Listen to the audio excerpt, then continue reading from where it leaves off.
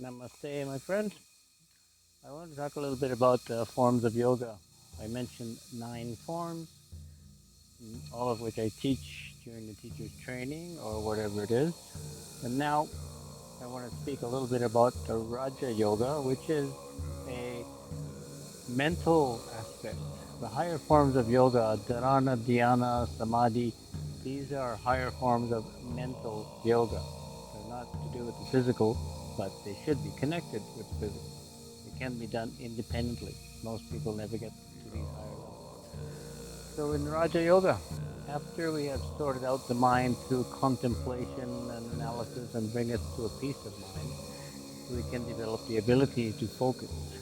With that focus, then we go into different aspects of working with sound, working with vision. Now there's visualization, working with the inner vision. We're working with images, pictures. Images are connected with imagination. It's not just a fantasy thing.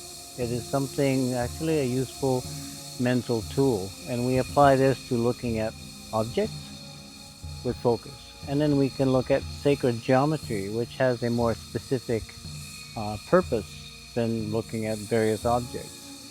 The sacred geometry is actually resetting the molecular structure in your brain, the way the neurons are interconnecting with association fibers, etc., creating little holographic images. And this is something we take a hold of in yoga. As we develop our inner vision, the ability to create the image, to paint the picture on the inside, is something quite valuable.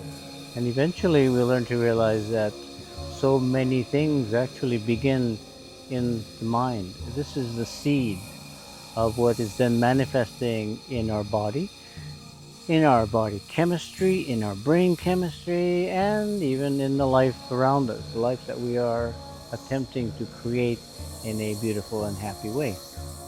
Some of these inner visions can also be quite beautiful and nice to see. It develops and becomes more. So we might begin this visualization process, as I did in the ashram, with simple little pictures. And then as you look on the inside, the pictures become animated.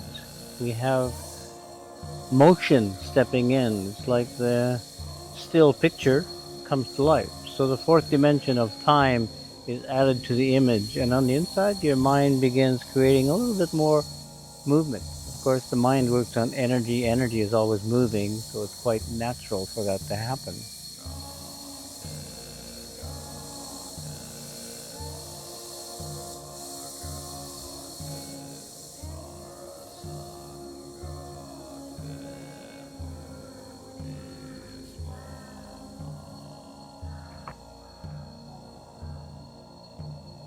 Also, when we're looking at a picture, for instance, we're looking at a 2D flat image, which then becomes manifested and projected into 3D on the inside.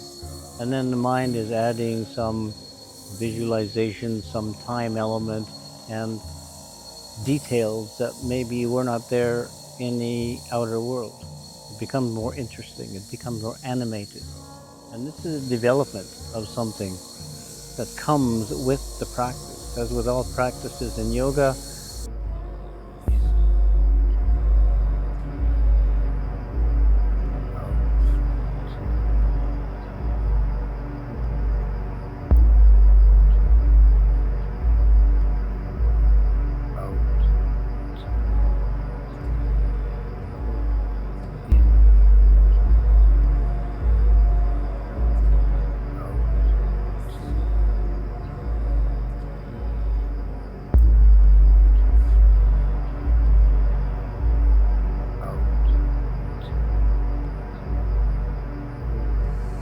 practice develops something which maybe we didn't have before.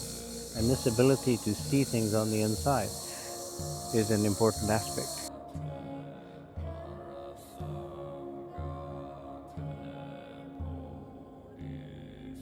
So what exactly are we seeing when we look at inner vision? We're looking at photons. It's actual light. Electromagnetic energy out here in the world is what we see bouncing off the leaves and the plants and everything.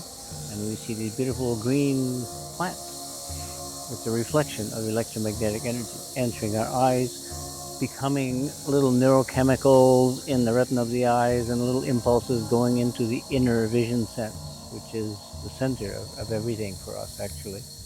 Now, if we imagine something, imagine, it's an image. We are creating a picture.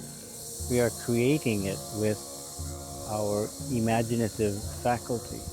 And when we create this picture, we are taking these photons, the electromagnetic waves, and manipulating them, molding into something we want. It can be visualizing the house we'd like to live in. So this again, here we have a seed. It begins here. And then we draw it out and we make a plan. And we maybe take it to an architect or an engineer to refine the plan. Then we begin building. But where does it all begin? The image in our mind. The same thing applies with all our technological gadgets, including the camera that I'm actually videoing this with. It has to do with the pictures. Now we come back to a simple little statement said by one of the most brilliant minds that everyone accepts as brilliant and genius, Albert Einstein. His little final statement, one of his fundamental statements, imagination is more important than knowledge. Consider everything we know, the knowledge is already here, it's in the past. This is information, it's knowledge, it's pictures of what we already created in the world. But imagination brings us into future possibilities. So in Raja Yoga, you learn to harness our ability to imagine, to create, going from the inner picture, and when you focus on that, your mind will come up with methods and techniques to build this gadget, this house, whatever it is, your life, your health, everything. So this Raja Yoga ability to use imagination in a constructive and productive way is part of the development, which we teach piece by piece, step by step in our program here with the Master Program at the Pyramid Yoga Center. And you'll find some of these courses online through the Kajabi system. Thank you for listening and look into it a little further.